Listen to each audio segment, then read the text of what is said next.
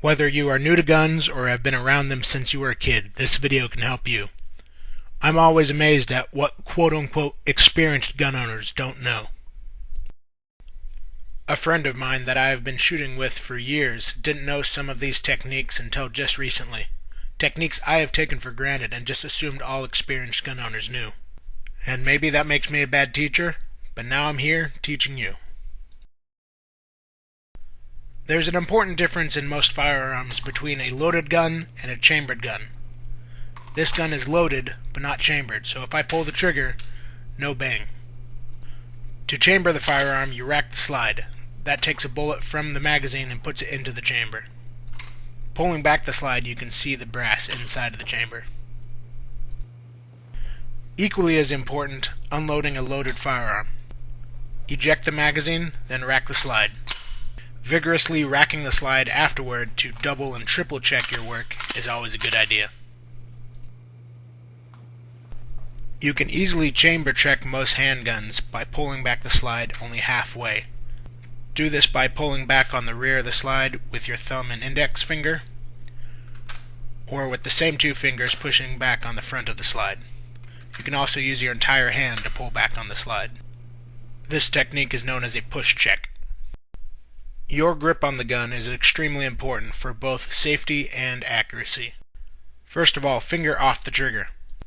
Most handguns have a defined tactile point where your index finger should rest before you are ready to shoot.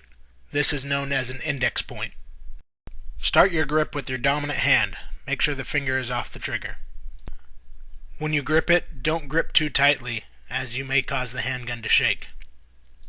Your dominant thumb should be resting against the frame. Next, the fingers of your support hand go between the ridges of your dominant hand, and your support thumb rests against the frame of the gun as well. The way you pull the trigger is very important for accuracy.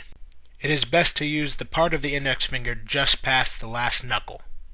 Often people pull with the part between the two knuckles or the tip of the finger. This is incorrect.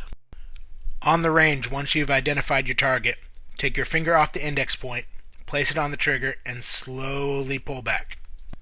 Be sure to maintain the proper grip while doing so. The speed at which you pull back on the trigger can have a great effect on your accuracy.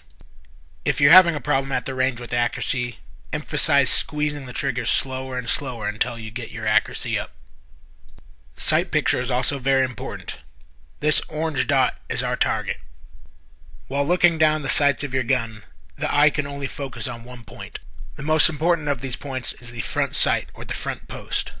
The front post's position should be aligned horizontally centered and vertically level with the rear posts. While your eye will need to focus on the rear posts and the target for alignment, it should always end on the front post. If you visualize it as a crosshair, the top of the three posts represents the horizontal line, and the center of the front post represents the vertical line. Here are some more tips that I'm surprised very few people know. It has less to do with your grip and more to do with your body.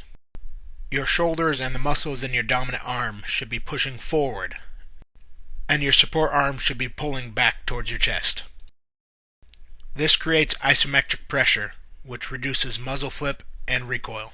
There are a few options when it comes to stance. With all of these, your feet are approximately straight down from your shoulders, so they are always shoulder width apart. Many handgun marksmen use the isosceles stance, which creates a symmetrical triangle between your shoulders and your gun. Your shoulders, feet, and hips are all facing directly towards the target. The second stance, and the one I use most often, is the full weaver stance. Take almost a full step back with your dominant side foot and turn it at a slight angle. This blades your body to the target to create a smaller area to hit. The last standing stance is the half weaver.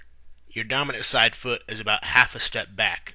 With this stance, you get some of the blading of the full weaver, with more of the symmetrical stance of the isosceles. This is the stance most training courses are teaching these days.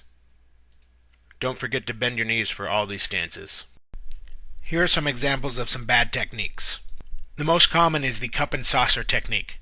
This was taught to many law enforcement agencies during the 60s, 70s, and 80s. It's inadequate because it removes the ability for the isometric pressure. Another common grip mistake is when people want to hold their hands in mirrored images of each other. This causes the index finger of the support hand to be placed on the frame rather than on top of the dominant hand. One last bit of information is how to use the slide release. Most people use the thumb on their dominant hand, but this can cause your hand to reset or move as it tries to reach the slide lock. An alternative is to use the thumb on your support hand. But most tacticians agree both of these are wrong. Instead, you should use your entire hand to rack the slide. Hope this was helpful. Please rate and favorite this video if you liked it. Subscribe to my channel if you want more.